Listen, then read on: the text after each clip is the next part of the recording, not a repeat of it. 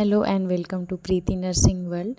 जैसा कि आप सभी को पता है कि बीटीएससी जो कि Bihar technical service commission, Bihar तकनीकी सेवा आयोग, जो स्टाफ नर्स का अपकमिंग वैकेंसी है उसके लिए सिलेबस जारी किया हुआ है 10-20 दिन पहले से ही। तो इसके बारे में आज हम जानेंगे कि मतलब इस सिलेबस में क्या है। इसमें मेनली जीएनएम के जो 3 साल हैं उसमें के जो भी सब्जेक्ट्स थे उन्हीं के बारे में पूछा गया है, लेकिन थोड़ा डिफ़िकल्ट सा करके पूछा है। तो इसमें जैसे फर्स्ट टॉपिक है basic science, nutrition and dietetics, fundamentals, midwives, सारे सब्जेक्ट्स हैं, लेकिन थोड़ा डिफ़िकल्ट करके पूछा है। तो इसको मैंने थोड़ा सा मतलब जानने का कोशिश किया है, तो सोचा आप सबके साथ भी शेयर कर दूं। ओके, तो देखते हैं। सबसे पहले बेसिक साइंस में जो फर्स्ट उसका टॉपिक है उसको सबसे पहले हम देखेंगे। ओके, तो लेट्स कंटिन्यू। तो फर्स्ट है anatomical and biochemical structure to explain the physiological function of human body and factors which may disturb this and mechanism of such disturbance. Okay, तो बेसिकली ये क्या कह रहा है कि जो ह्यूमन बॉडी का एनाटॉमिकल होता है स्ट्रक्चर, एनाटॉमिकल बोले तो digestive system, urinary system, respiratory system, muscular system, skeleton, endocrine, etc. Okay, तो एनाटॉमिकल में ये कह रहा है कि एनाटॉमिकल उसका स्ट्रक्चर और उस वो क्या क्या कार्य करता है, जो muscular system, urinary system, reproductive, respiratory, ये सब का वर्क क्या है ये पूछ रहा है। ओके, और एनाटॉमिकल फंक्शन। नेक्स्ट है बायोकेमिकल बोल रहा है। बायोकेमिकल का मतलब कंसिस्ट, जैसे बायोकेमिकल हमारा शरीर कैसे बना हुआ है केमिकली, तो कैसे बना है, वाटर और ऑर्गेनिक कंपाउंड्स जैसे कि lipid, protein, carbohydrate, oxygen, etc, इसके बारे में पूछ रहा है कि हमें पता होना चाहिए कि बायोकेमिकली कैसे बना हुआ है हमारा जो ह्यूमन बॉडी है, एनाटॉमिकली इसमें मतलब कैसे कार्य करता है और कौन कौन से इसमें सिस्टम्स होते हैं। ओके, एंड पूछ रहा है फिजियोलॉजिकल, जैसे फिजियोलॉजिकली कैसे बना हुआ है। फिजियोलॉजिकल में हो जाएगा जैसे सेल्स, बहुत सारे सेल्स मिलके टिश्यू बनाते हैं, टिश्यू से मिलके मतलब स्किन बनता है और एक ऑर्गन बनता है। वो पूछ रहा है कि हमें पता होना चाहिए कि हमारा जो ह्यूमन बॉडी है क्या चीज़ से मिलके बना है, केमिकली, फिजियोलॉजिकली कैसे बना है, और एनाटॉमिकली मतलब उसमें कौन कौन से सिस्टम होते हैं और कैसे फंक्शन करते हैं। ओके, और फिर बोल रहा है कि विच may disturb these and mechanism of such disturbance, मतलब कि जो हमारी ह्यूमन बॉडी है, मतलब बेसिकली इसमें पूछ रहा है कि डिजीज जैसे डाइजेस्टिव सिस्टम है उसमें कैसे डिस्टर्ब होता है। डाइजेस्टिव सिस्टम का कोई हमको डिजीज हो गया, जैसे लीवर जॉइंडिस हो गया, लीवर सिरोसिस हो गया। ओके, हार्ट जो कार्डियोवास्कुलर सिस्टम है उसमें हार्ट डिजीज हो गया, ठीक है, लंग्स में पल्मोनरी डिजीज हो गया। ओके, तो बेसिकली यही पूछ रहा है इसमें। नेक्स्ट सेकेंड नंबर है various group of micro organism of clinical importance.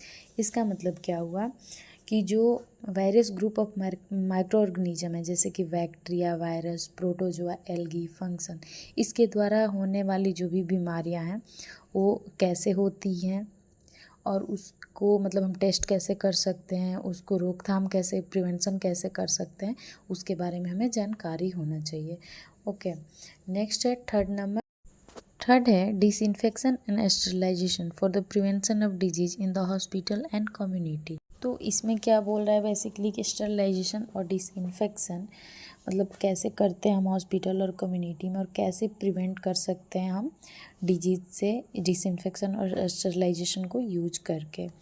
तो हॉस्पिटल में जैसे हम जो भी यूज होते हैं इंस्ट्रूमेंट उनको स्टरलाइज करके, कोई भी डिसइंफेक्शन में जैसे कोई भी प्रोसीजर करने से पहले हैंड वॉशिंग टेक्निक यूज करके, ग्लव्स यूज करके, ओके, इससे हम डिजीज़ को प्रिवेंट कर सकते हैं। और कम्युनिटी में भी हम जानकारी दे सकते हैं साफ़ सफाई मतलब करने के लिए, हैंड वॉशिंग टेक्निक ये सब यूज करने के लिए। बेसिकली इसमें यही बोल रहा है। नेक्स्ट देखेंगे फोर्थ नंबर टॉपिक क्या है, collect and handle specimens of various diagnostic tests. Okay, collect and handle specimen of various diagnostic test. इसमें क्या बोल रहा है कि जो भी वेरियस टाइप के टेस्ट होते हैं, जैसे blood test, urine test, stool test, sputum, body fluid का टेस्ट होता है, टिश्यू बायोप्सी होता है, तो इसको कैसे हैंडल किया जाता है। जैसे ब्लड में बहुत तरह के ब्लड होते हैं जिनको वायल में लेके सेक करना रहता है, बहुत को रहता है कि सेक नहीं करना रहता है। यूरिन टेस्ट में उसको हैंडल करना आना चाहिए कि जो ज़्यादातर क्या नॉर्मली हम जो भी यूरिन टेस्ट करते हैं तो उसमें फर्स्ट यूरिन बोलते हैं पेशेंट को देने के लिए। स्पूटम में फर्स्ट ईयरली मॉर्निंग का स्पूटम देने बोलते हैं। बेसिकली यही बोल रहा है कि इसमें हमें जानकारी होना चाहिए कि क्या क्या टेस्ट होते हैं और उनको कैसे किया जाता है, उसके बारे में हमें पता होना चाहिए। फिफ्थ है enumerate weights and measure and demonstrate skills in calculation of doses and preparation of solution. तो इसमें जहाँ तक मुझे समझ में आया, इसमें बोल रहा है कि वेट कैलकुलेशन ऑफ डोजेज, जैसे कि बच्चा लोग में कैसे दिया जाता है कि जो बेबी का वेट है उसके अकॉर्डिंग ड्रग कैलकुलेशन करके हम देते हैं बेबी को। वो बोल रहा है कि वेट के अकॉर्डिंग कैलकुलेशन पता होना चाहिए। डेमोन्स्ट्रेट स्किल्स मतलब जो भी हमें जानकारी है उसको हमें एक्सप्लेन विथ एक्शन के साथ एक्सप्लेन करने आना चाहिए। प्रिपरेशन ऑफ सोल्यूशन, जैसे हम इंस्ट्रूमेंट स्ट्राइल करते हैं उसके लिए क्लोरीन सोल्यूशन मतलब मेजरमेंट करके बनाते हैं, उसके बारे में जानकारी होना चाहिए। सिक्स्थ बोल रहा है read and interpret prescription and care of drugs according to the regulation. Prescription means read and interpret prescription मतलब कि हमें प्रिस्क्रिप्शन के बारे में जानकारी होना चाहिए, पढ़ने आना चाहिए। जैसे डॉक्टर्स लिखते हैं ना OD BD SOS, मतलब हमें पता होना चाहिए कि ये क्या बोल रहा है। Okay. Care for drugs according to the regulations, जैसे कि एंटीबायोटिक्स कोई किसी पेशेंट को चल रहा है तो हमें पता होना चाहिए कि उसको कितना डोज देना है, कितने दिनों तक देना है और कब कब देना है। इसमें मेनली यही बोल रहा है जहाँ तक मुझे लगा।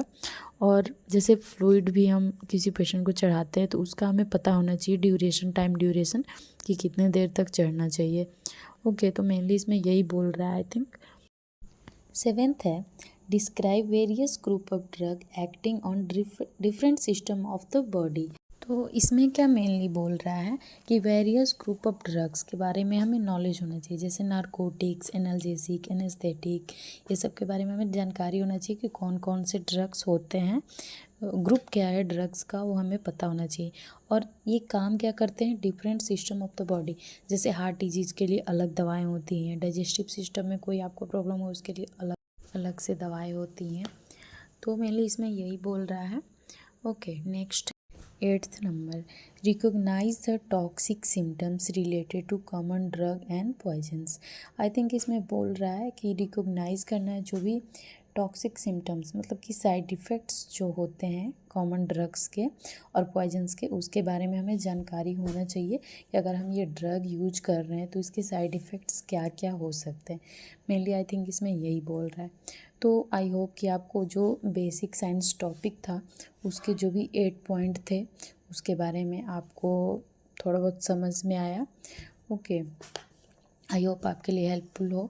तो नेक्स्ट मैं कोशिश करूँगी कि टॉपिक वाइज वीडियो में अगर मुझे जानकारी हो जाता है तो मैं बनाऊँ। नेक्स्ट रहेगा न्यूट्रिशन एंड डाइटिक्स पे मेरा ओके वीडियो। तो thank you so much, thank you for watching.